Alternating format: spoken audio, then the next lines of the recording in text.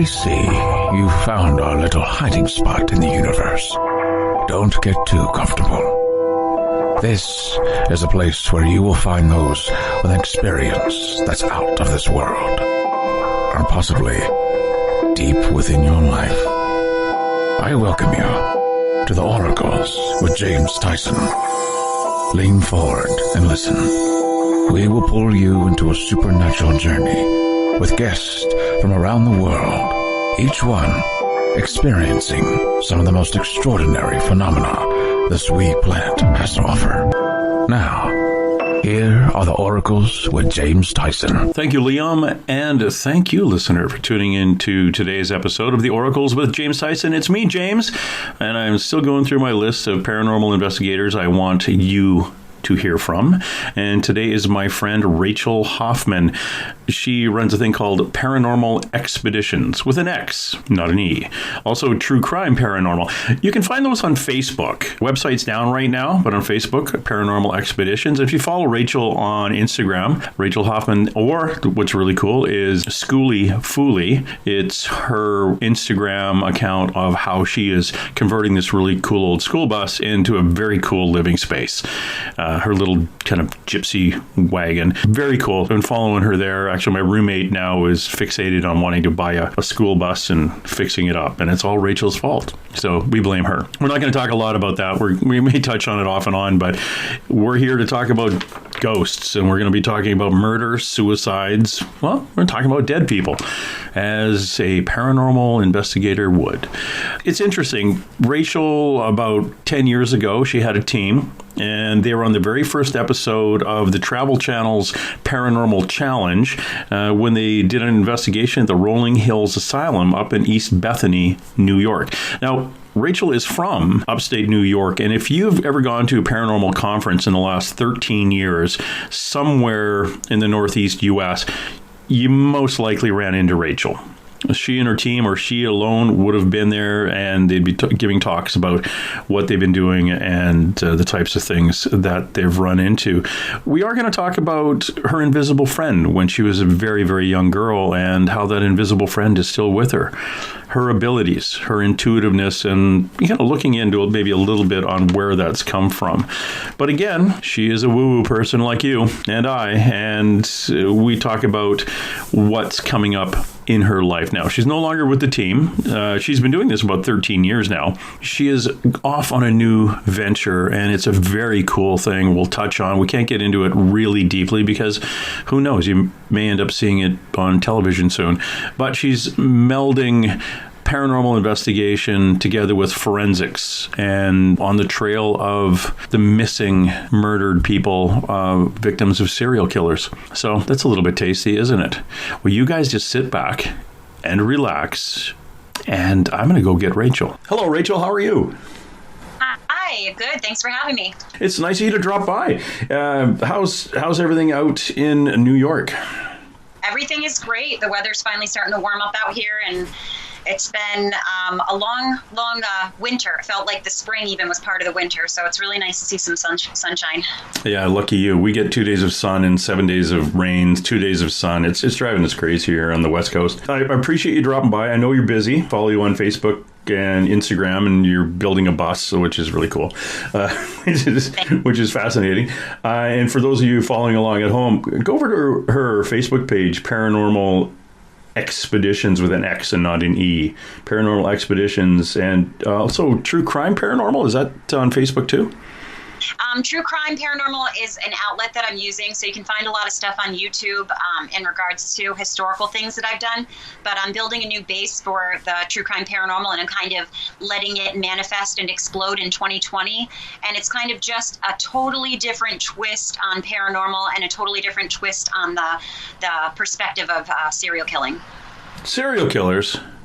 Yes. I investigated one of those. I was on a team that followed around a serial killer. That wasn't a whole lot of fun for being somebody who can pick up another person's emotions. It was I stood behind him. It was like between me and him there was a hole like I would fall into. It was the weirdest feeling. In hindsight, of course, because I had no idea what a friggin' high vibration person was compared to a low vibration person. But yeah, standing beside a serial killer, you can sure find out that quick.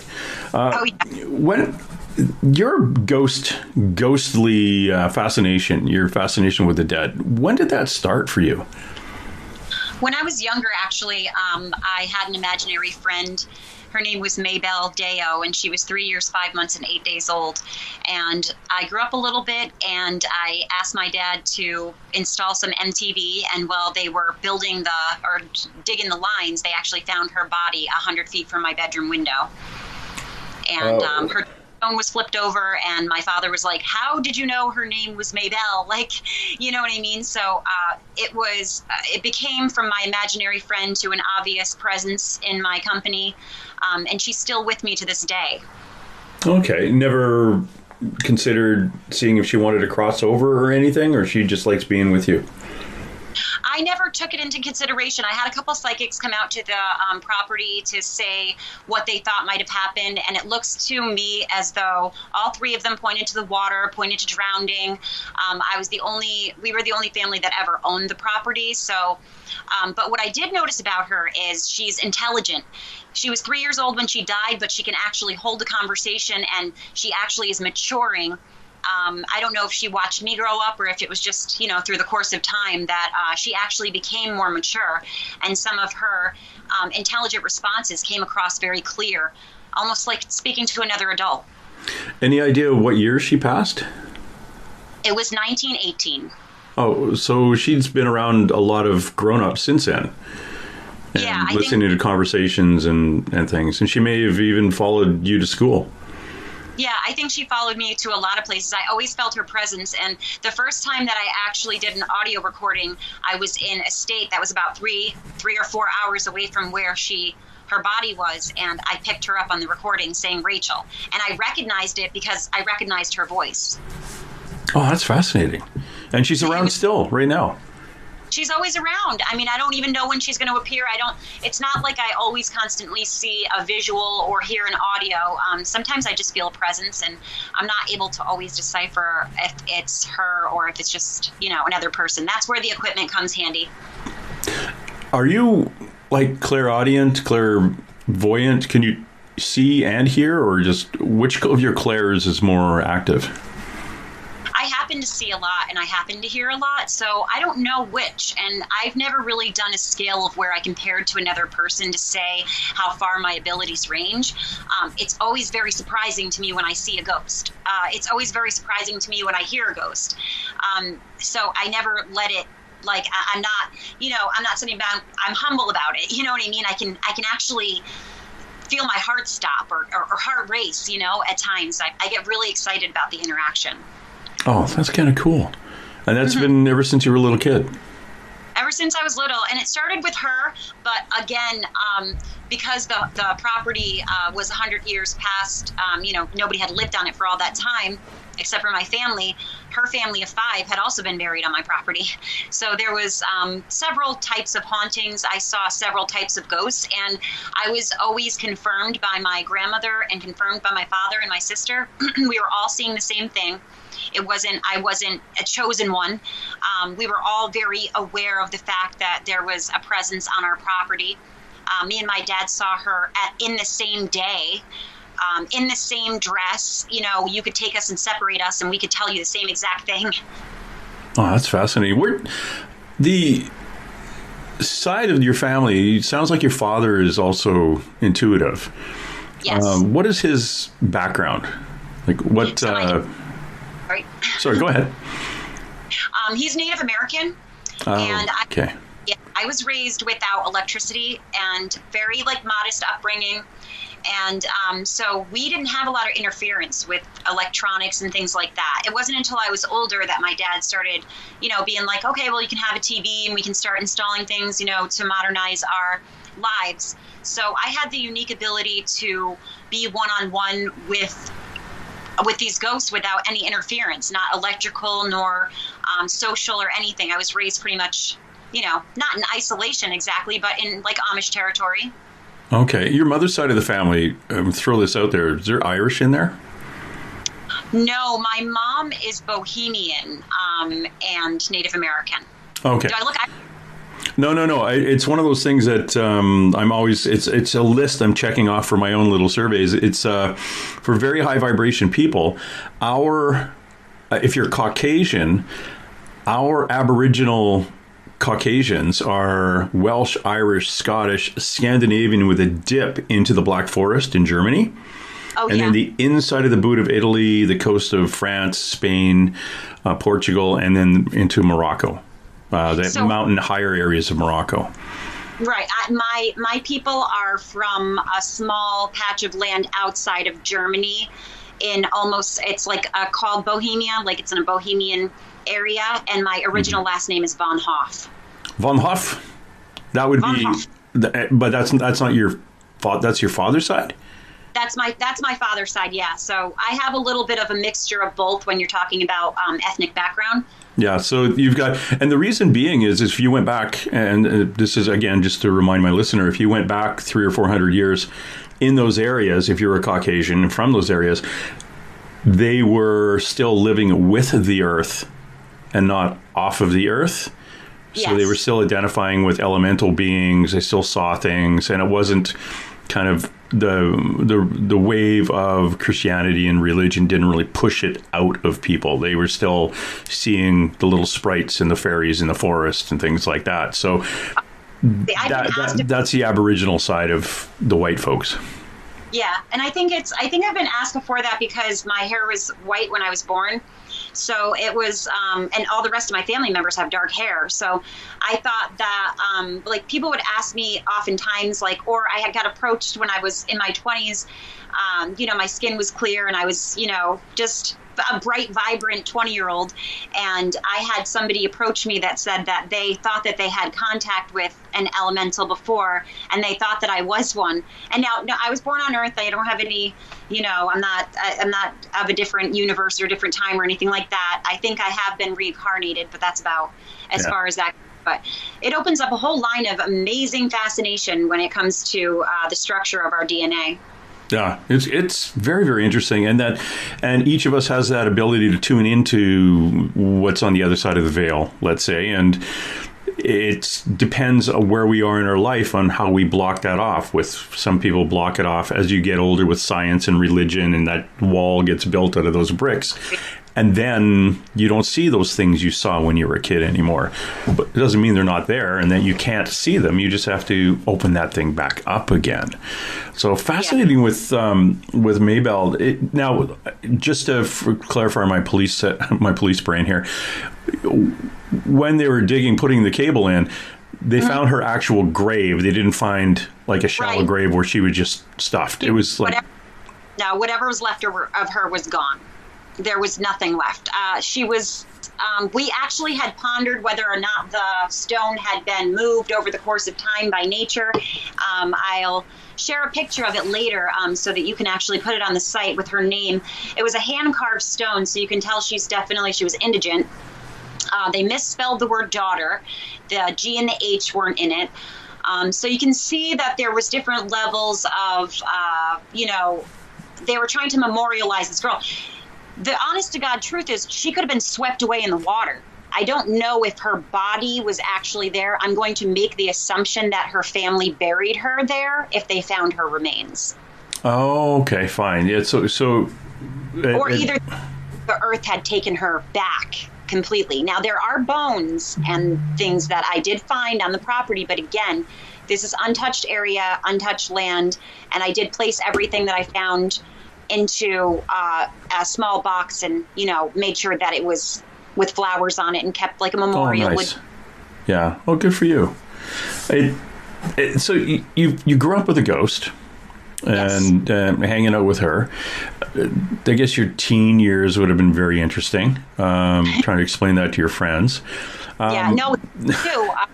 They all knew. It was no surprise to anyone that when I wound up on television for the paranormal, I've been a witch since I was 12 years old. It wasn't, people were not surprised. People used to fear going to my house because of the ghost. And so it was a very widely known thing that my home was haunted with these entities. And there was also different situations where I felt like there was portals and doorways and things that had entered into my realm that invited different things that were almost unspoken of, like poltergeists and things like that. So I believe in objects holding energy. And I believe that if you, for example, let's say you love a necklace that your grandmother gave you, and you love it so much, and you lose it one day, but then suddenly it finds you because it knows that it belongs to you. This object has the energy and the love of your grandmother. Some of the dolls and things that have been collected over the course of time that people fear now because they're falling apart and they're disintegrating have been overloved and over cherished so much that they seem like they're old people. And they seem scary to the whole other side of the world. But to me, that doll has been loved, and you can love the life into an object. And I truly believe that. Oh, yeah. It's a fascinating way of looking at the way that things exist, or material objects exist. And I know love energy I know love energy actually is energy because of that experiment they did with water years ago. Are you familiar with that one? There was two jugs of water. You're supposed to, and people hated one and loved the other one, and they actually had a different chemical base eventually, and one tasted really good and one tasted really crappy. And is that, you know that they say make your food with love? Yes. Maybe that does really happen. Maybe we really do put and I know because I'm a horrible cook. Don't eat it but other people really love the art of cooking, and their food is just something that you go home thinking about and talking about, and it is, I believe that with all my heart. Yeah, so note to self, don't go for lunch at Rachel's house. Okay. In your life, you've obviously seen things, and you got to a point, and our history got to a point where now we could come out and talk about this in a great open environment like on television.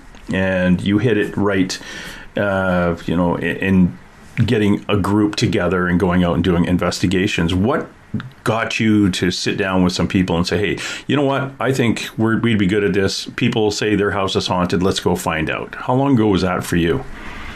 Initially, 13 years ago, I put together a group. It was 3 females. It was myself, my sister, and a friend of mine. And I decided that I kind of wanted to see how females fared in the paranormal. And since then, we have separated and gone our separate ways, and done remarkably on our own with our own projects. But initially, I did want that sisterhood. I wanted that camaraderie. I was really glad for a really long time that I had that. I had a lot of really great positive experiences. And, of course, it was one of the requirements for the Paranormal Challenge. And that was a really great experience that led to a lot of really amazing opportunities in the paranormal. What's the Paranormal Challenge? Oh, the Paranormal Challenge, it was on the Travel Channel. It was hosted by Zach Bagans from the Ghost of... Oh, no, be sorry. All right. It was they call it a flash in the pan, I think, in Hollywood. But it was one of those things that I think we were 3rd or 4th to be filmed, and we got pushed forward because we were the most dramatic type episode. Mm-hmm. But it wound up serving us with a lot of opportunities. Like, for example, trying to get into a historical location to do a paranormal investigation by phone, especially, is good luck. Comical. It's comical. So I've always, now with the experience, I've learned to twist my words a little bit and talk more about the history than the haunting. But that opened up a lot of opportunities for me because people thought that, that it would bring some, an audience to their location, which was really great. It was a great opportunity for me. So it opened up a lot of doors for me, and I was able to start going around to places that, would have been otherwise closed off to me. And that's when I started doing the true crime paranormal. And that was something I was like, I just want to do something different. And I want to search for the females that weren't found during these cases that were never solved. And so I embarked as a team of 2 with my best friend for 4 or 5 years in the pursuit of this true crime paranormal. And it was wonderful. And we had a great time. And we came up with a lot of really great evidence. And, you know, we couldn't have done it without each other at the time. And so, you know, everybody evolves in their own way. Now I've evolved into a solo, not team, I guess. It's a team of 1. And I've decided that I'm going to go a little bit more extreme and macabre, and a little bit more than I could ask anybody else to join me for.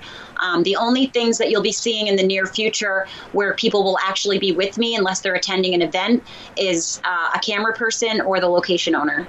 And I'm going to kind of take these challenges on myself and go into these places and see what I can kind of manifest and conjure up on my own as a single individual.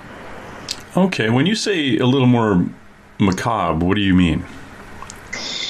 So I am diving into the forensics a little bit. So I would be looking for bodies or trace evidence of blood biomaterial.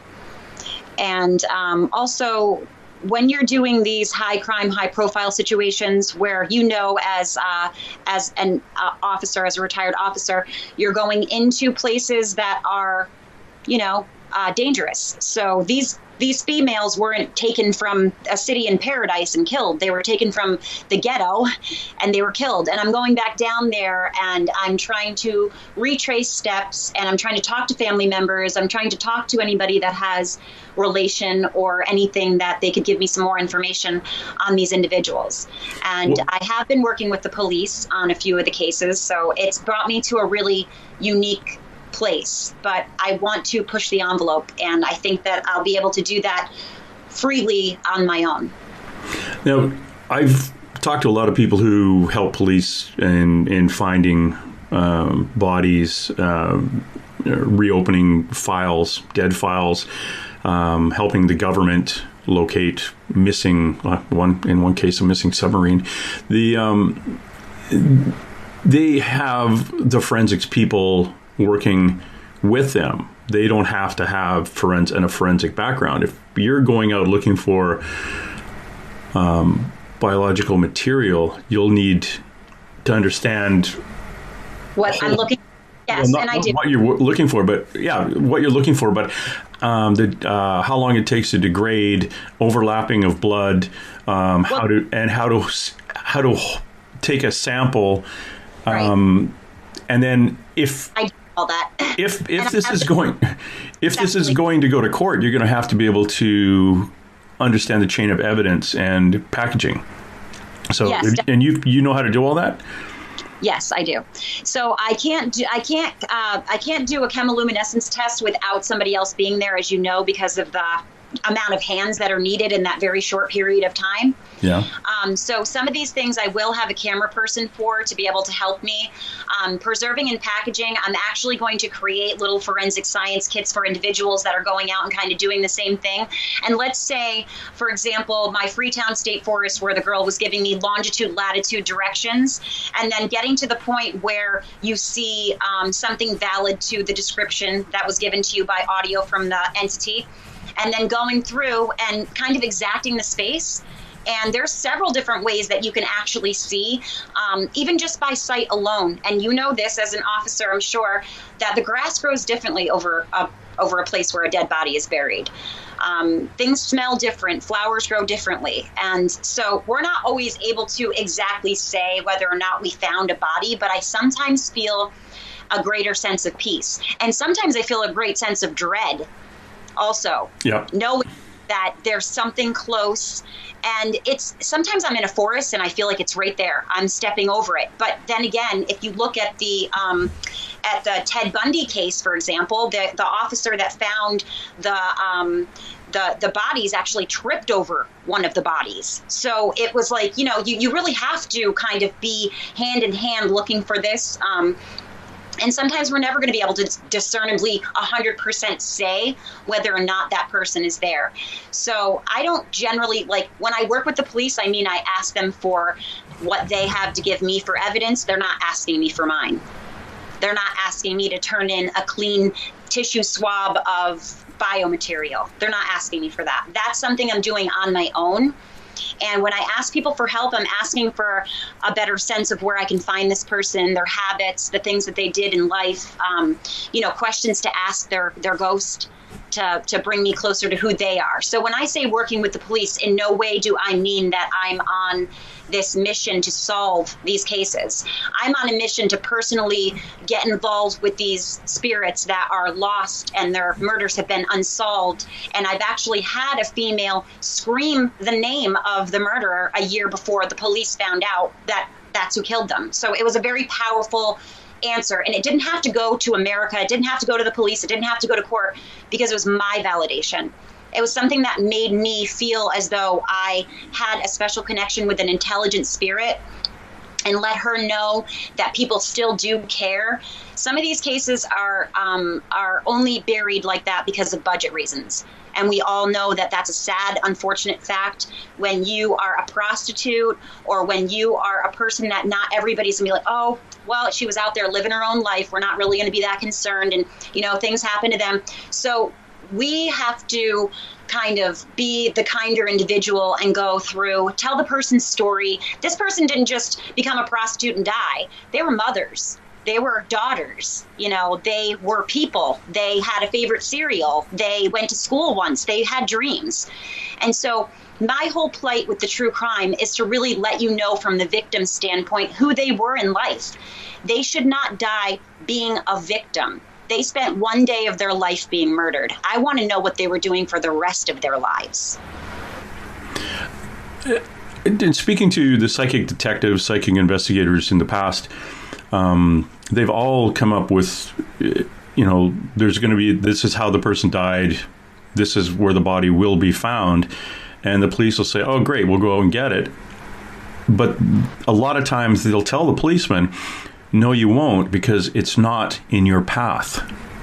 This person's remains will be found by a couple out walking in years from now, because it's in their path, in their lives, to be the ones to find the body.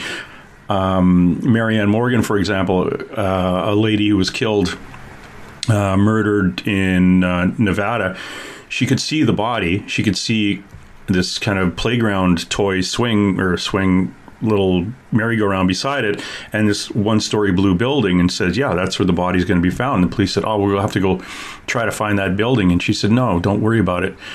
You won't find her. It's going to be a couple out walking in a couple of years. Sure enough, a couple out walking, the lady sat down, take a break, sat on this woman's skull, and called the police. And it was an old motel that had shut down, and it was the robin egg blue out with the kid's toy in the side, exactly what she had described 2 years earlier. But she said, yeah, it's not that policeman's, it's not in that person's path, their life. Same with a murderer up in Canada. They totally identified them. They said, hey, you've got this person, you've already talked to the guy. And when you arrest him, this is what he's going to look like. And they did a sketch. But they said, okay, great, let's go find him. Nope, it's going to be 10 years from now.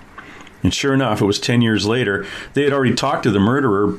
He lived a few hundred yards away from where the woman was killed, but he was only like 16, 17, 18 or 19 at the time. But when he got arrested, he looked exactly like the drawing. But at the time, he didn't. Oh, you got me in the feels. Oh, whoa. That is yeah, my heart. So kind of keep a heads up for that. If you're helping somebody out there looking for someone, you may not find them because it's not in your path. Absolutely. Wow. That is a powerful, powerful thing. And I do think it's the same with that. And it's the opposite of that. Sometimes it is in our path, and we've put ourselves on this very narrow line. And I know that it seems like our community is so big because we're so saturated, but really, like, I'll talk to other people about the paranormal and they're like, what the hell are you talking about? So we're kind of on this path. I don't know. It's like when you're a kid and you want to, what do you want to do when you grow up? Like, what stirs that emotion? Like, what makes you happy, And I always find that this is just such a level of fascination. It's a learning curve. It's a process. And we're never going to 100% be exact, but the effort is there. The effort to make the connection with these women is there. And it's 100% for me, an honor, a privilege to even be in the presence of an individual that is able to build up enough strength to have a conversation with me after the traumatic experience that was the end of her life. Oh, and you're going to find out, and once you get going on this, and I'm going to give you a heads up what's going to happen, you're going to have dead people standing at the foot of your bed. Natalie Holloway showed up at the foot of my friend's bed saying, soaking wet, saying, my dad's going to call you, I'm dead. Oh my 2 days later, Natalie Holloway's dad phoned Marianne and said, hey, could you come down and help look? We're in Aruba. Can you come down and look for the body? And she said, oh, funny you should say that. Your daughter showed up 2 days ago. But she didn't connect who it was until, the dad called, and then they hit the media and stuff. So she was down in Aruba and said, well, that's the guy who, you guys know who did this. Unfortunately, right. He's not going to be arrested, but he will get, he'll get his up, he'll get it in the end. And you'll never find Natalie because she's with, and she describes Natalie Holloway as being with thousands of others. Well, it wasn't that he killed thousands of others, but she was at the bottom of the ocean in the Caribbean, which is filled with dead people who died in shipwrecks and over the centuries. So that's where she was. But she showed up at her bed. And same with, Rodriguez. I can't remember her first name. The entire crew and all the passengers from the Malaysian flight showed up in her house. Oh, boy. Because she was crossing them over, and they all showed up because they wanted, and she couldn't figure out why her out of everyone else. And it was the next day she found about the flight, but an entire soaking wet group of people came through, and she knows where the flight is. We talked about it the year after the flight went down. We talked about where it was, but no one paid. It's not. They're not ready to be found yet, but it's on a shelf in Rodriguez Island in the Indian Ocean, which is a completely different place when it looked. Anyway, but they will come to you when they know that you are somebody who can now put the puzzle pieces together. They'll start showing up. Right. And I believe highly in quantum entanglement, which sounds like what the case was with her, with all these individuals where she wasn't really sure. There is an invisible thread, like a fishing line, that leads us to each other. And it's not always per individual. It's sometimes it's groups of people where there are these lines that you don't see that lead us to one another. And it's an entanglement process, much like if you saw a spider web and how it all connects together. Yes. And that's how other people have described the universe, is like us, our individual pieces in the universe. We're all connected by these little threads. We're talking to Rachel Hoffman. You can go to her Facebook page, Paranormal Xpeditions, with an X, not an E. And also she's got another one up, True Crime Paranormal. Rachel is on her own now, doing investigations and having a lot of fun, and has a cunning plan on putting together some other things. You were talking briefly, you mentioned something you did at Freetown State Forest. What was that about, Rachel? So what I did was I was looking for the New Bedford highway murder, which was an unsolved case that happened. And what wound me up in the Freetown State Forest was, I believe that was the dumping grounds. Okay. For the bodies. And so I went in there and I started, just doing general EVPs and some, longitude, latitude stuff. And I wound up being guided by one of the ghosts that, and they actually said knows. Now, one of the suspects in the murders was a man named Flatnose DeGrazia. And his real name is Anthony, but being that these people knew him by his nickname, she actually called him by his nickname.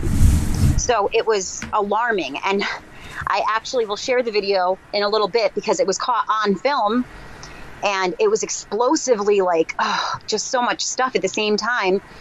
And followed by these females, there was 12, and they're calling themselves out by name.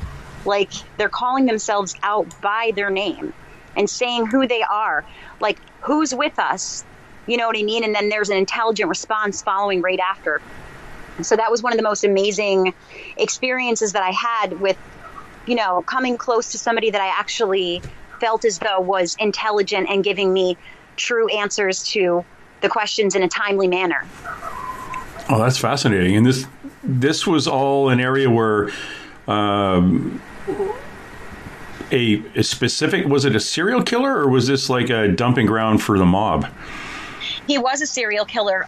Sadly, though, for some reason, this specific area, the Freetown State Forest, seemed to be a place where a lot of bodies dumped.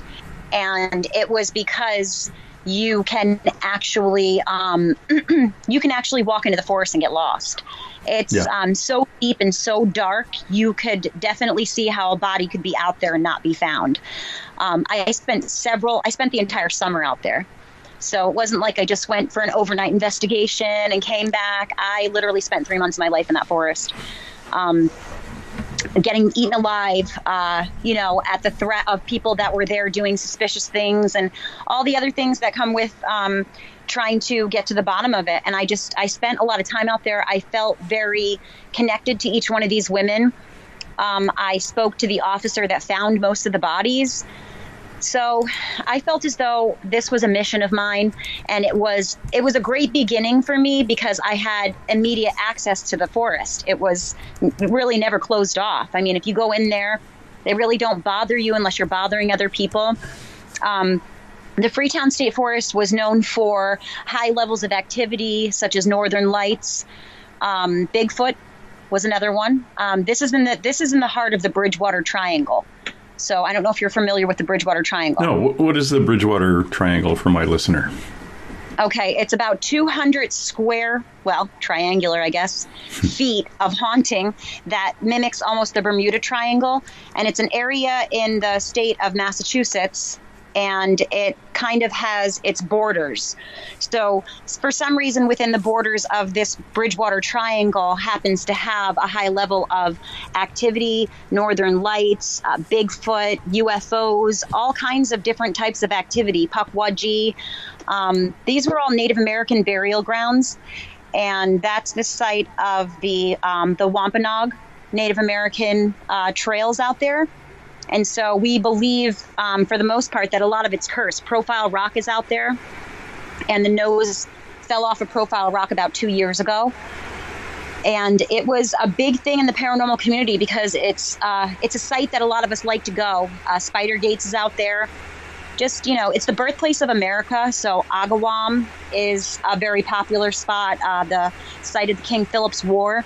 And the unique thing about being in the history aspect of things and around the city of Boston and around Massachusetts itself is it's based off of, that's where the birthplace of America was. So you're going to be able to find Paul Revere. He's buried in the middle of the city there. You could take ghost tours and haunts and everything. And you can actually, everything you walk on is tainted with history and hauntings throughout the whole area. But specifically, this one area, the Bridgewater Triangle, had been cited multiple number of times. And if you do like a little Google research, you'll be able to see, multiple number of people that have gone out there and caught some phenomenal evidence. There's one guy that just collects poop from the area because he's trying to show the digestive process of the cryptoids that live out there. Oh, that's interesting. It is, because if you think about it scientifically, you are going to leave some kind of, if you're a hunter, a lot of people know that you're going to look for scat, you're going to look for the markings on the trees, you're going to look for the claw prints that are common with, let's say, a bear, a tiger, a lion, all those things. But then, again, cryptoids have their own typical behaviors and typical things that they do. So signs that they would leave, marks that they would make. And so everybody has a really unique kind of perspective when it goes into going into the forest, collecting evidence, because we're all there for different realms of the paranormal. It's not always just ghosts. It can be a broad range of things. UFOology. Spit that out. It sounds like my neighborhood because where I live, it's UFOs, Bigfoot, and forest and places where you could dump bodies. Oh God. Yeah, there's a park here. It's called Stanley Park. It's a huge multi-acre location, but it's filled with dead people. Going back hundreds of years. It's an old burial ground, and then it was a place you'd go dump a murder victim. And a lot of cities, LA is full of places like that. Even Griffith, where they conservated Griffith Park, very, very haunted area. A lot of these local forests and things like that. Devil's Tramping Ground in North Carolina is one of them. There's one in Massachusetts that's just filled with bodies too. They're all over the place, and anywhere that people have access to with nice roads, they'll be able to just get rid of a body really quick. It used to be, and I live on the coast too. You can dump them in the water, but eventually somebody's gonna find them. A lot of times, unless you tie them down, and even then they have a tendency of popping back up. But and a lot of these places are places of spiritual activity over and above. It's almost like the murderer has the corpse, and something is leading them to a place of higher vibration to take the corpse to. It's not like randomly, I'm going to kill this person. Now what do I do? Subconsciously, they're going to take them to a place where that body is going to be, basically deteriorating in the forest. But there's something in the forest that's going to look after it. Absolutely. And I know that there are some cases where there are dumping grounds, and it doesn't always mean that the person was murdered in that location. It just means that their body is dumped. Yeah. Yeah, it's exactly it. It's just a disposal site for the meat sack, and where the actual being itself, where the energy goes, that energy could be staying around at the location it was murdered, and hanging out there until you show up at the body, and then a lot of times it zips over, going, "Hey, you're standing right beside me. How did you find me?" It's fascinating, that whole idea on the other side where time is flat, not linear, and they can be in multiple places at once.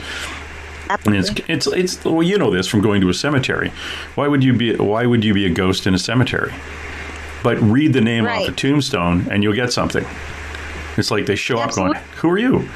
Who just called me?" Like they don't, that dimension doesn't really have a time. But that's another interesting thing about DNA and memory, knowing that somebody's entire DNA structure is in a piece of mitochondrial hair that falls off your body, that you can actually test and say discernibly that, yeah, you're the father. Hey, this person killed this person. Hey, that we actually have the entire code for our entire genetic makeup and the strand of our hair, should be able to lend the possibility that everywhere that we shed a cell on the face of this earth, we could possibly be haunting or touching or leaving a memory.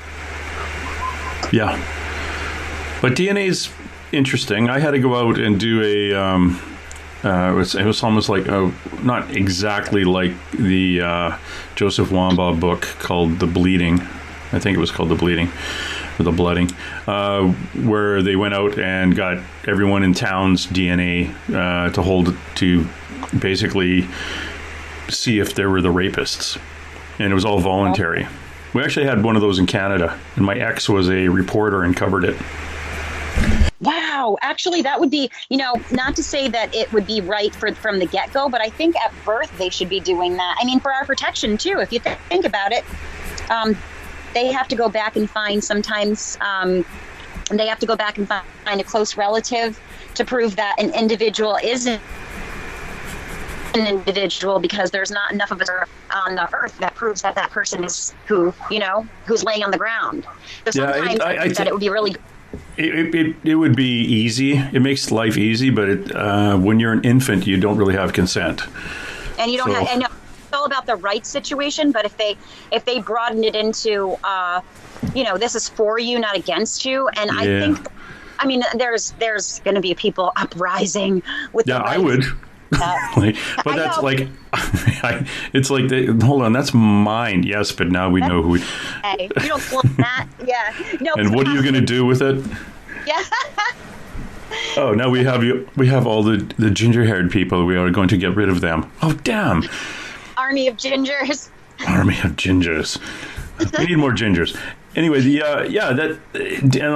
had to go out and it's always voluntary. You get people that volunteer. We had a lot of home invasions, a lot of DNA, a lot of murders, and we had to go out and ask we had Crime Stoppers giving us hundreds of names. So we went, okay, let's go ask everybody for DNA. They can say no, but we're only going to compare it against the stuff we have. And of course, everybody who didn't do it agreed to it. And those ones that refused, then we looked at them a little bit harder. But yeah, it's very, very interesting. But DNA is not an easy thing. You can't really get it from the strand of the hair. You get it from the bulb of the hair. Right. But when you're actually taking DNA from a crime scene, the processes of doing that is a little bit complicated too. And then once you've taken it, what do you put it in?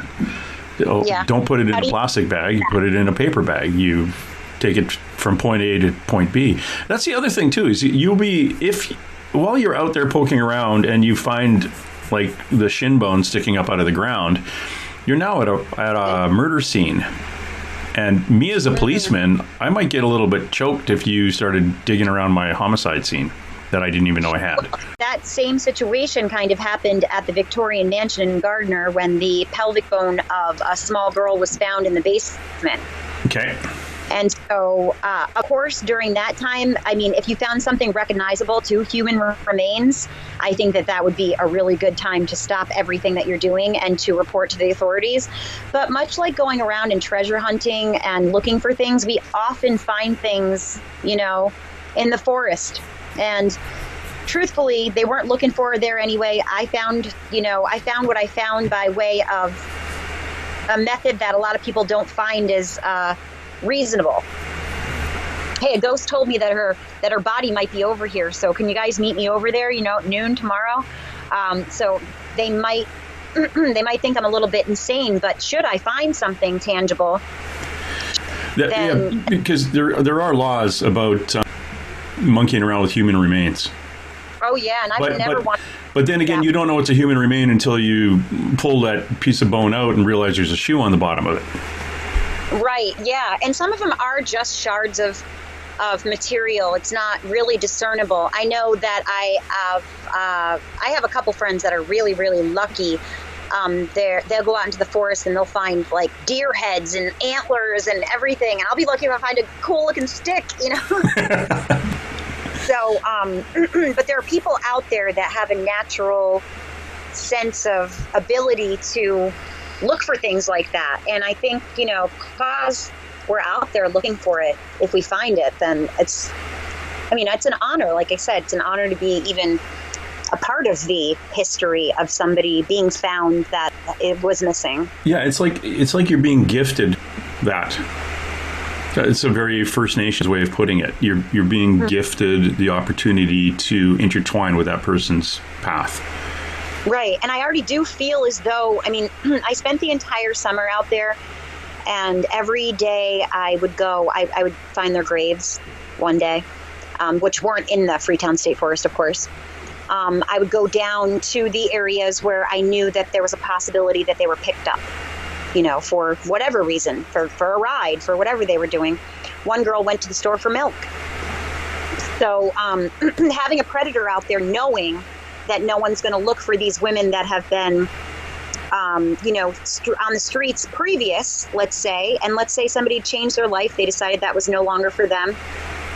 And they went out and they wound up getting kidnapped just on their way to the store. So a lot of these cases were, a lot of these people were saying, she was clean. There was nothing going on with her. So I'm really confused. But there is, in the mind of a serial killer, expendability when it comes to people that don't go missing and nobody goes looking for them. There's a higher level of chance of them getting away with what they've done. Yeah, that was the fellow that was doing the serial killing, a guy named Robert Picton. He preyed on sex trade workers here in Vancouver, British Columbia. And he would take them back to, he lived on a dirt farm, literally a place where you would take loads of dirt from other locations and grind it up into smaller amounts. And then it would go to fill different construction sites. And he had a trailer and shed built on that. And he would go and buy pigs. And he'd buy 6 pigs, bring them back, butcher them, get all their entrails, put them in 45-gallon drums, and take them down to a rendering plant. But when we were following him around, we had a suspicion he was actually taking parts of the women there too. But we weren't really sure. Mixing them. Oh, so he also ground them up, some of them into the dirt that was then sent off. And we followed him around for about 3 months. And finally, we got told, since, hey, you don't have a body, you don't have any other evidence other than some hearsay and a witness that wasn't really a witness.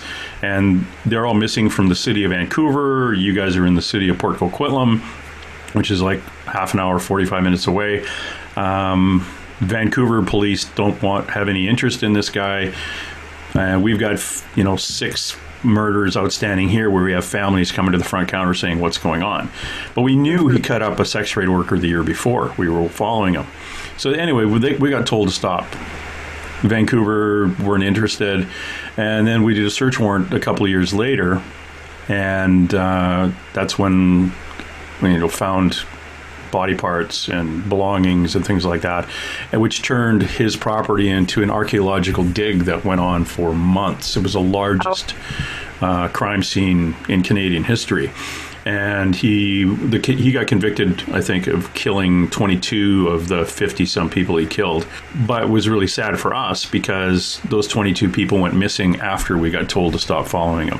That changed the course of investigations, and it started a huge thing called the Missing Murdered and Women's Task Force, and it was to deal with Aboriginal women across Canada. So we've always said, we in the woo community talk about it as being how many people had to die before the government created this huge inquiry and task force that's changing the way missing women, missing and murdered Indigenous women are investigated, and right back to the band, the tribe, like you would call them tribes here, how the culture of reporting kids walking off, leaving the reserves because they were sexually abused at 13 and nobody paying attention to them, and they end up on the other side of the country as street workers, as sex trade workers, and how that's handled, and more psychological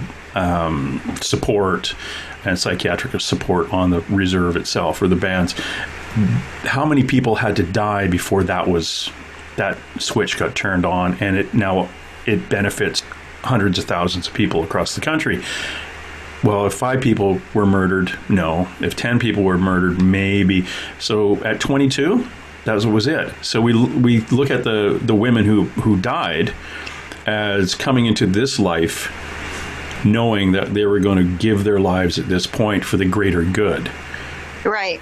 So you look at them as like their souls as the heroes that had changed, helped change for the future of everyone else. So it's that kind of way of looking at it. They sacrificed, but they knew coming into this life, this is what they're going to do. Not obviously as humans, but their soul knew this is what the sole purpose was. Right, absolutely. Yeah, it's very, very interesting. And when you're dealing with serial killers, too, it's one of the guys I worked with, his thesis was on serial killers, and interviewed some of the crazy serial killers that were still in prison. So it was very, very interesting.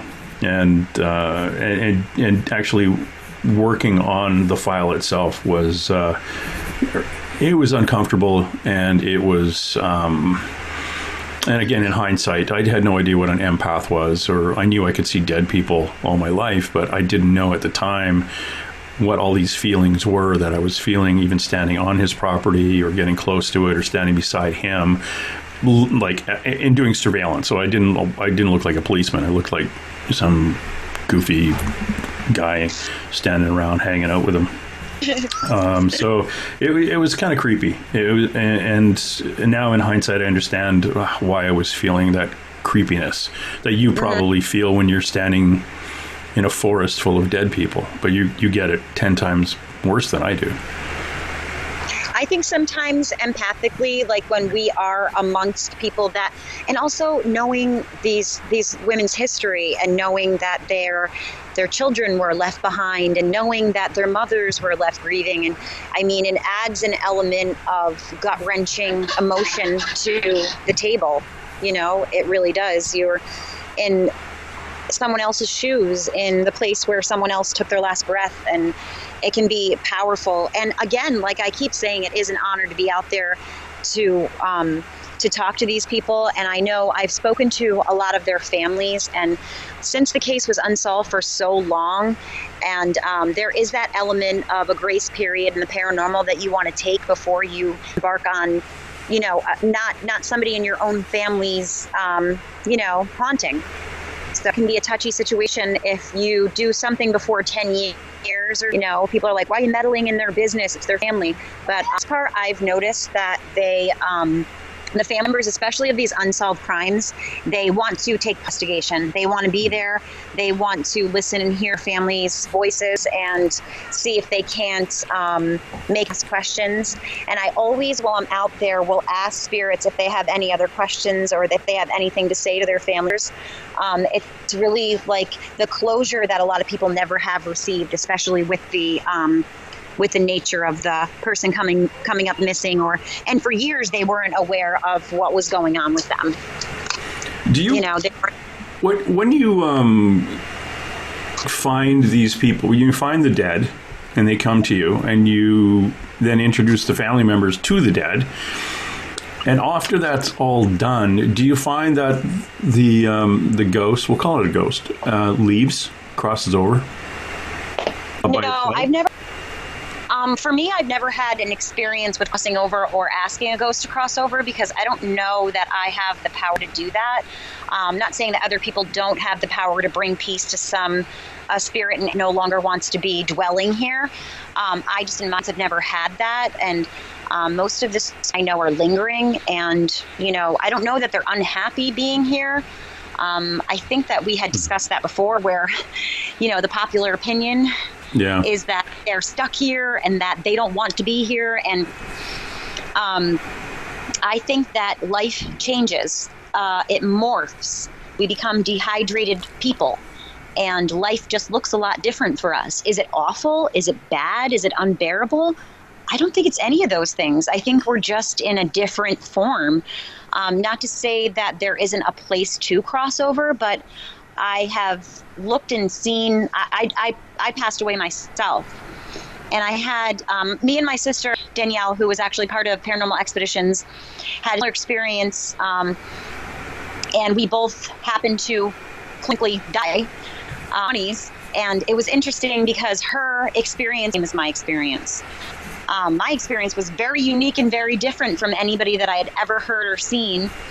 And I think some of what was going on with me in the physical world with people trying to bring me back to life was also interfering with my perception of life and death. So because people were fighting for me to stay alive, I had interference of machines and things and noises that I wouldn't hear if I was just dying of natural causes in the woods somewhere. What was your experience? What did you feel? Or can you remember? I can remember.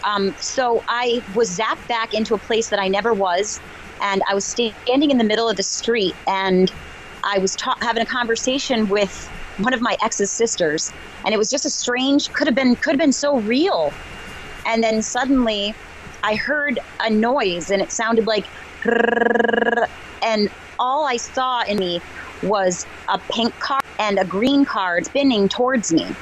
And all of a sudden they were so quick that noise, that line, like, all of a sudden that's what it came. And I'm guessing it was because I died and that was me flatlining. So again, that interference could have played a part in my life after death experience and coming back. You know, part of that human interference could have been my perception. Where my sister, when she passed, she saw nothing but darkness. So, and came back, you know, and she talked about her experiences and things like that. And so I think for each individual, it's different. And it's not that I don't believe in God or I don't believe in heaven or any of those things. I didn't see enough or experience enough in that very short period of time. Thank God it wasn't longer.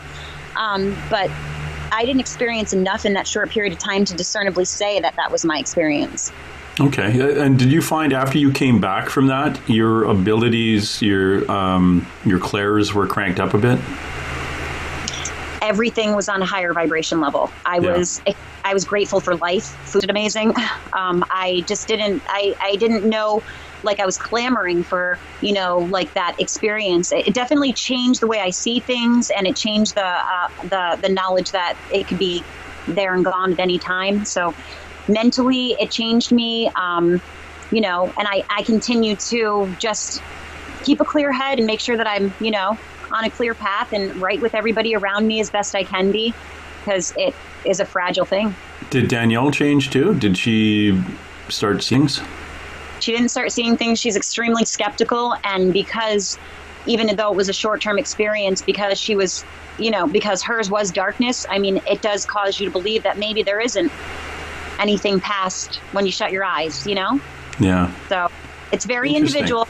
It is. I have a friend of mine. We actually cross people over, and we do it all around the world. She does it remotely, and we found over the years that there's 4 reasons people don't cross over, and one is a religious fear. They coveted their neighbor's wife. Therefore, oh heck, that's a 10 commandment break. I'm going to go to hell because I didn't think there was anything actually going to be here. And then I died, and there's my great-grandmother coming through saying, oh, you can come. And it's like, oh, crap, no, hold on, I did something wrong. I'm going to stay here. And there's that. And then there's children who just, it's literally, like I always say, it's stranger danger when their great-grandmother comes through and they've never met them. They're just like, no, I'm going to wait for mom and dad. So they're going to hang out. They're in the hospitals. That's why hospitals have so many kids in them.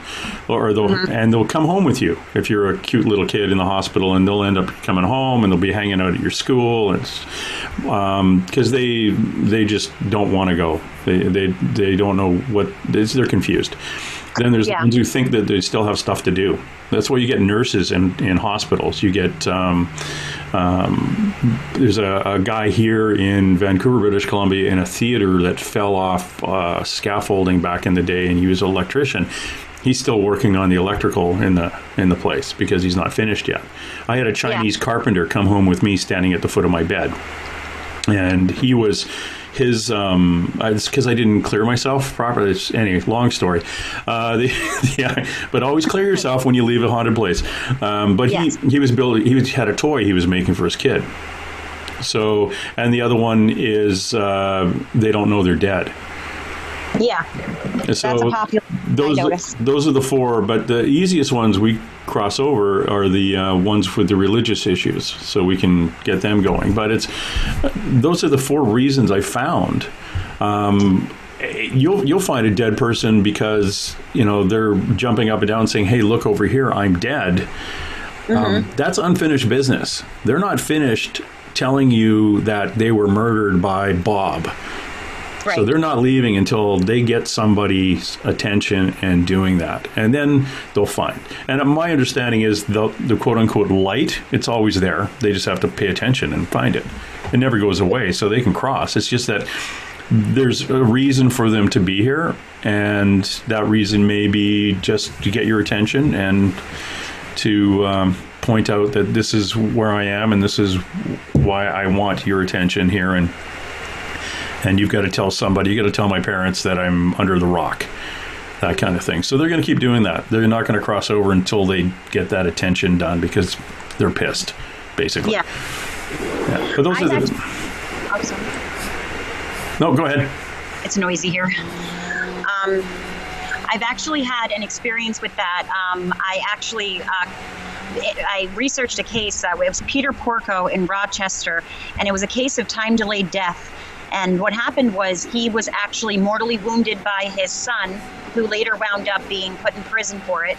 But he was mortally wounded, and while he was mortally wounded and bleeding out from this mortal wound, he actually wrote a check, did the dishes, made a pot of coffee, got the mail. So he was very much going through the motions of his everyday life as he was dying. And I know for the statements of the police officers, it was quite disturbing to them to have seen this level of activity from somebody that was actually passing away slowly. Wow. And so, yeah, it was incredible. And he was writing a check to the son that murdered him.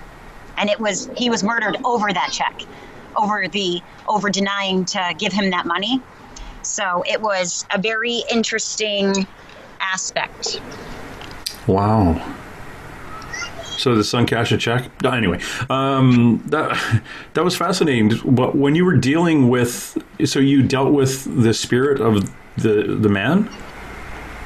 No, I didn't. But when I researched the whole process, what happened was I noticed that the police were going through the actual crime scene. And when they were going through it, sorry, these kids are really loud. Just shake them.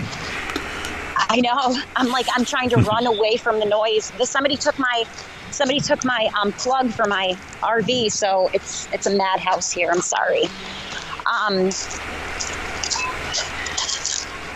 I'm looking for another plug. I have a tiny home with 50 plugs.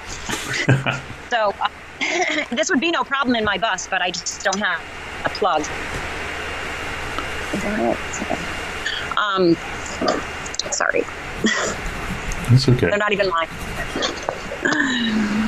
So basically it was, that was one of the most interesting cases to me, because it showed a person that was pretty much clinically dead, going about his everyday activities in life. Oh yeah, and that's weird to me. I know that they're, you look at people during wartime where they get mortally wounded and can still run 100 yards, drive a car, pilot a plane, drive a tank, for a couple of hours, but they should have been dead, a week ago. No, they should have been dead when they got hit, but the adrenaline goes. And I remember training films. There was this one we had of a guy who killed 2 policemen in the States because it just was where it was. And one policeman emptied their gun into the guy, but he kept coming. And he strangled her on a bed and killed her. And then her partner came in and then it shot him, emptied his gun at the guy. And every one of those bullets, maybe other than one, would have been a fatal bullet. But his adrenaline and his drive and that focus kept him moving. So when he did die, he had, I don't know, how many rounds into him, 20-some rounds into him or something like that. But yeah, it was. And he had killed one and was coming at the other one, and then he finally just collapsed. But not every round was a fatal wound around, but it... so you were taught, yes, just because you shot somebody doesn't mean that they're on TV and they'll fall over. They'll keep coming, and they'll still operate, and they'll still be mentally functioning and things. And we die. The only reason a human being dies it's the only reason is lack of blood to the brain. And as long as there's blood moving, circulating through your head, you are going to stay alive, and everything else is going to shut down eventually. But when things shut down, it just stops the heart from pumping blood to your brain, and your brain dies. So if that heart is still going and you've got that blood moving through you, you're going to go, and then your brain's going to control the rest of your muscles, and you're going to keep going. So it's a spooky thing. Death is it's either very hard to kill a person or very easy. A friend of mine's fiance was in a real minor car accident. He got hit from the side, and her head literally is shook a little bit to the left, and that bone that connects your top of your spine to your skull came loose and just broke. Where the term is breaking your neck, but it's actually popping your skull off of that bone that connects to the upper spine. And people said, well, she must have hit her head on the window and knocked herself out, because people who saw the accident, there was almost no damage to her car, but it was just a fluky way she had positioned her head, and she died. So, life is fragile, but I've seen people that have gone through multiple like a huge car accident, and it's amazing that they got up and walked away. So it comes down to it's just your time. Yeah. You're going to go. And look at those people that have, I mean, how many accidents? Like there's some people that I know that never got in an accident their whole lives. And there's people that you know that got in 15 accidents. And it's like, you must have a tribe of angels and heaven working full time, and they're tired. Every time you leave your house, all the angels are going, "Oh crap, not again." Yeah, exactly. It's interesting to know that you've died, though, because that's very, very common in intuitive people. The lady Skeeter that we cross over people with, she's died 5 times. And every time she dies, she comes back. Well, and Marianne Morgan, she's died, I think, 5 or 6 times, 7 times too. Every time they come back, they're cranked up. Yeah. Other people have an ascension, certain points in their life without actually having to, reboot. So, and luckily I'm one of those guys. I'll have an ascension every so often, but when I'm ready, but I don't have to check out to do it. Yeah. Knock on wood. Yeah, but it's good. It's good that you had your one, and hopefully you'll just have the minor ones from now on. Yeah, no, yeah. I don't know about the experiences that other people have. I know sometimes people with a lot of health concerns that wind up going back in and out of the hospital. I see that they can actually sense when someone in a room or in the hall with them has passed, because they've passed so many times themselves. So they have this unique sensibility. I know people that wind up chronically in hospitals and things like that, they're intuitive. They know, Yeah. Yeah, it's kind of funny. I've told my listener this before, but I've actually had to go to those scenes where, I haven't heard from Uncle Bob. Can you go check on him? And you go there and there's like flies on the inside of the window, which is a clue. And you go in and Uncle Bob's dead. And there are times where I have, and I probably had to do that once every 2 months when I was working in this place up north. And there are times where I would talk to the dead person. And I would talking to him like he's there as I'm going through all the stuff, like the belongings, checking the cabinet, making notes of all the medication the guy was on. Was there a DNR or do not resuscitate order on the fridge, like when a magnet sick, going through all my notes, taking the photographs and waiting for body removal. And there are other times I'd go and wouldn't say a thing. And then in hindsight, I had this pointed out to me by a psychic. She said, "You notice that you were talking to some dead people and other people you weren't?" And I said, "Yeah, that's weird. How, do you know that?" She said, "You knew someone's still there. Their ghost was there. The ones you didn't talk to, they'd crossed over. And you just knew it. You sensed that the other one was standing there saying, like, what are you doing to my body?" And I was explaining everything I did. I was talking to them like I was like they were alive, and I was describing why I was doing things, why I was looking through the drawers, why I was writing all this stuff down. And other ones, it would just be doing it. That's very respectful of you.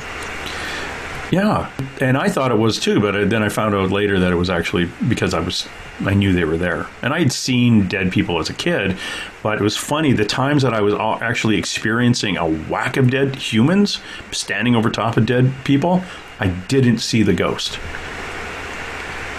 But when I was a kid, I could see ghosts.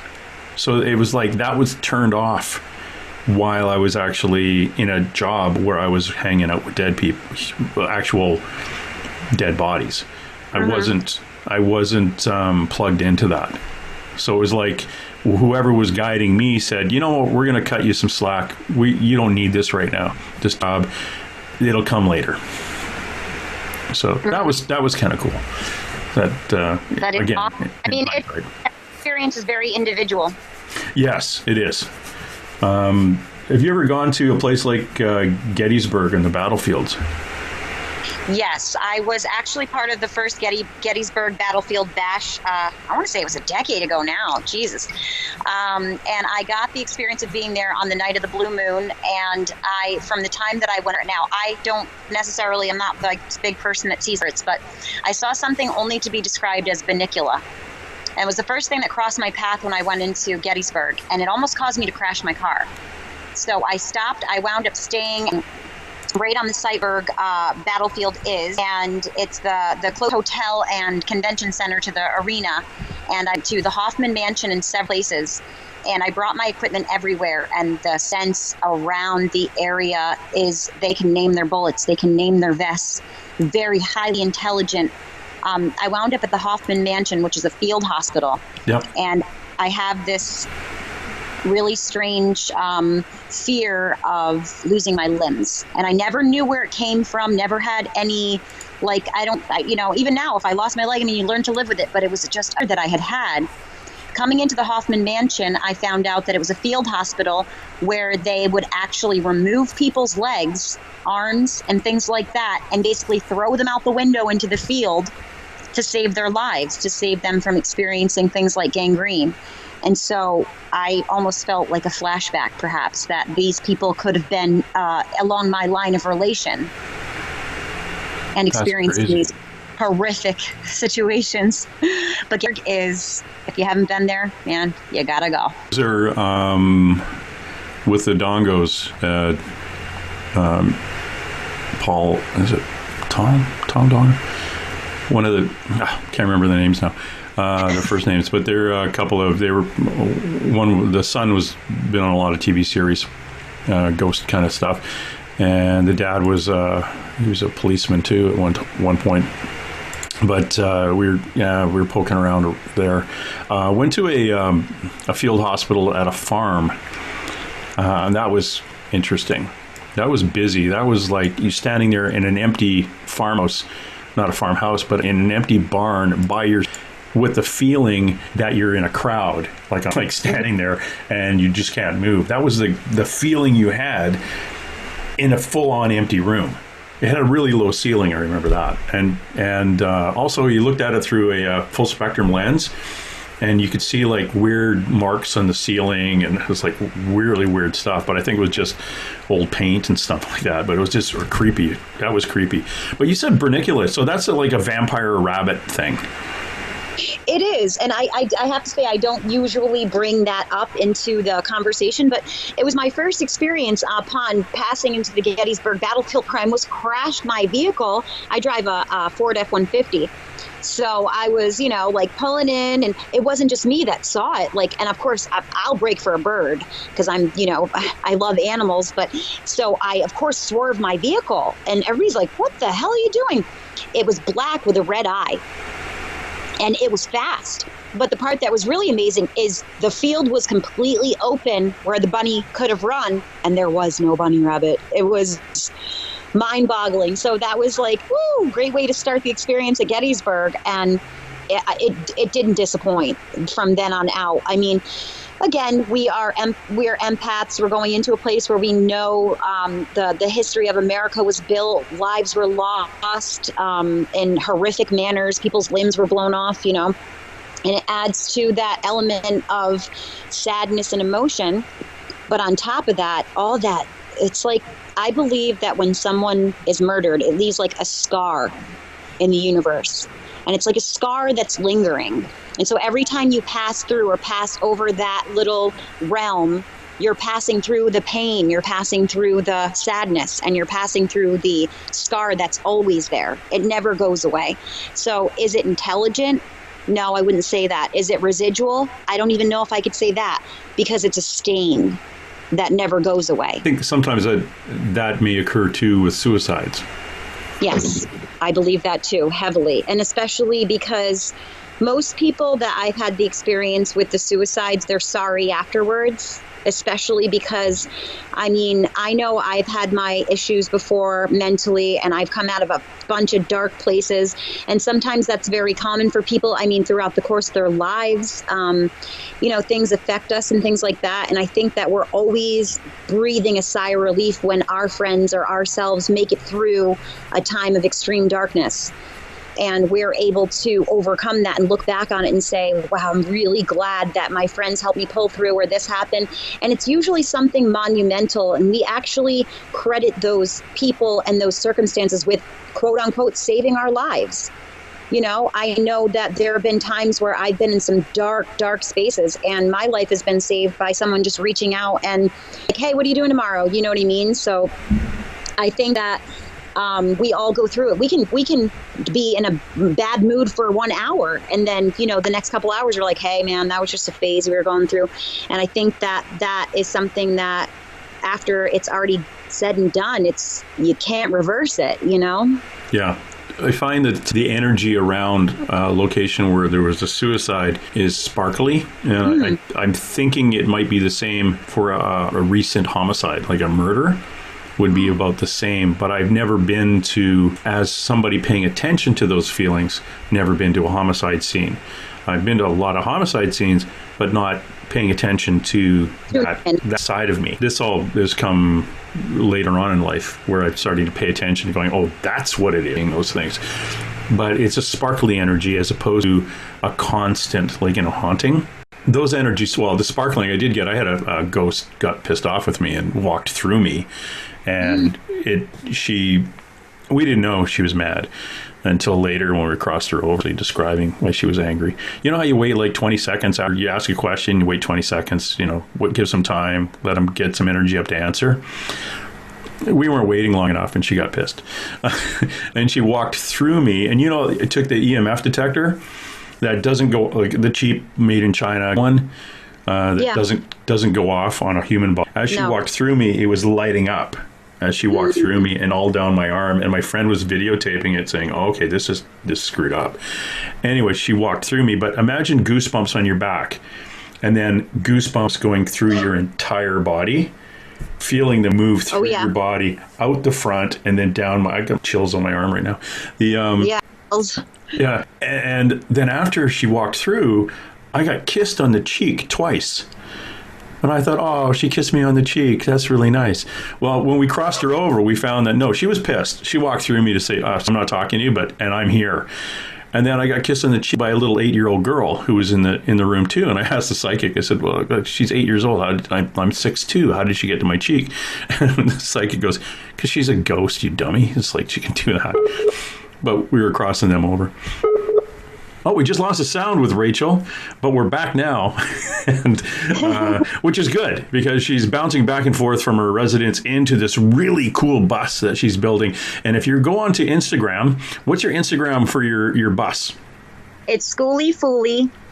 Schooly Fooly on Instagram is Rachel Hoffman, and what she's done is she's got an old school bus and she's converting it into a living plus space, and it's very, very cool. And my tenant Lucy, who also saw that and went off to buy a bus. But she's calmed down a little bit more now, because a little more complicated than she anticipated. So anyway, I just want to throw that in that Rachel, we did lose contact in the Google net here, but we're back. Rachel, one of the things I needed to talk to you about is, yes, you are off doing the paranormal thing, and you've been doing it for, like you say, about 13 years, but you're on your own with your new project. Tell us a little bit more about this project of you out searching, doing more of the forensic files / paranormal investigating.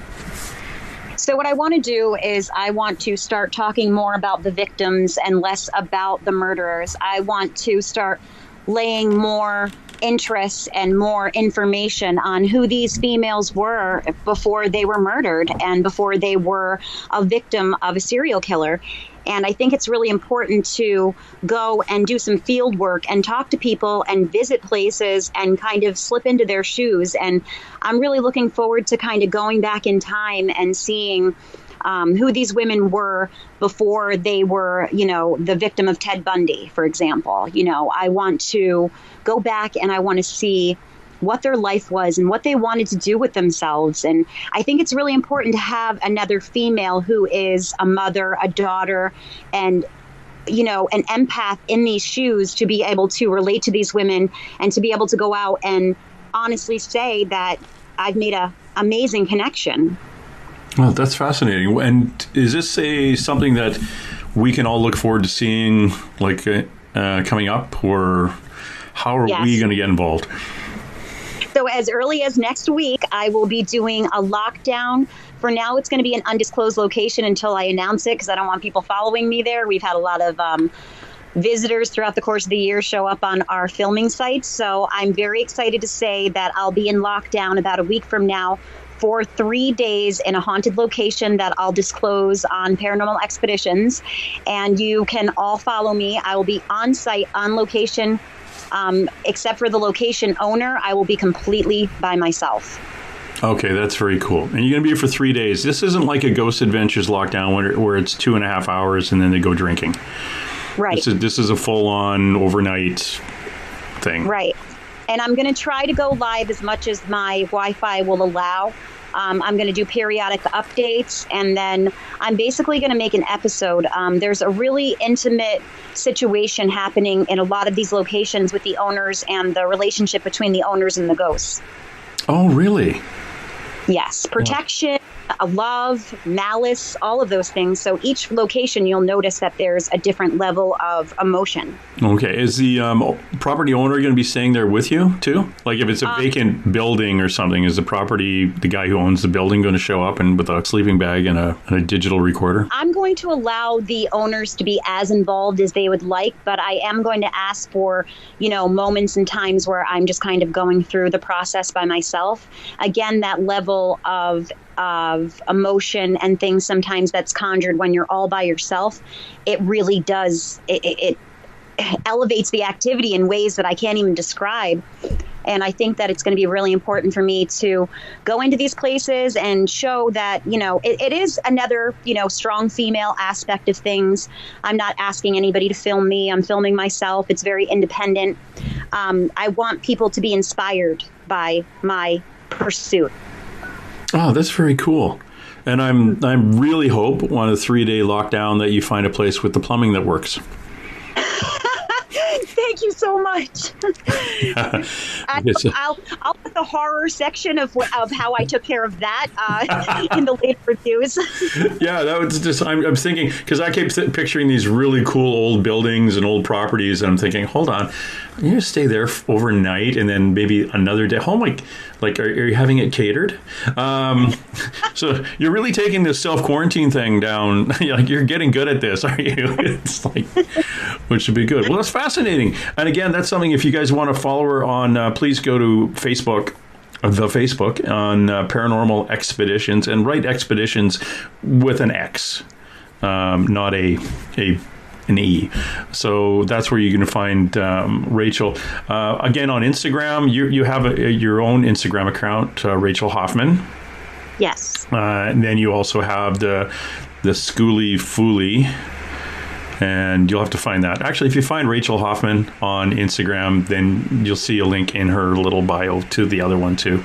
So if you're interested in watching Rachel's construction of a school bus turning it into a residence, it's been very cool. It's like, I was quite impressed, and especially with the stuff you got, like the scraps and pieces out of a motorhome that kind of caved in and got the kitchen going. Yeah, so so that's kind of cool. So I'm all about that too, because I like watching you work on that stuff. And so please, Rachel, are you going to get a website up relatively soon? Yeah, I am working on a website. 2020, I wanted to make my comeback. So I'm going to definitely hook up with some amazing people that have the ability and talent there to help you with the website. Good stuff. So I don't put same site.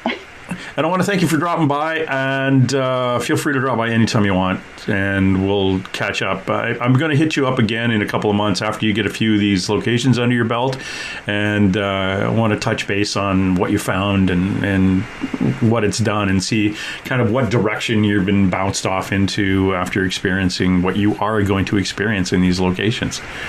Thank you. I'll be like a leaf blowing in the wind, and then I'll come tell you all about it. Hey, before you go, really quickly, what do you think happens to us when we die? I think that it's all very individual. I think that each one of us has a very different spiritual experience once we pass over. Alrighty. So you don't... Okay.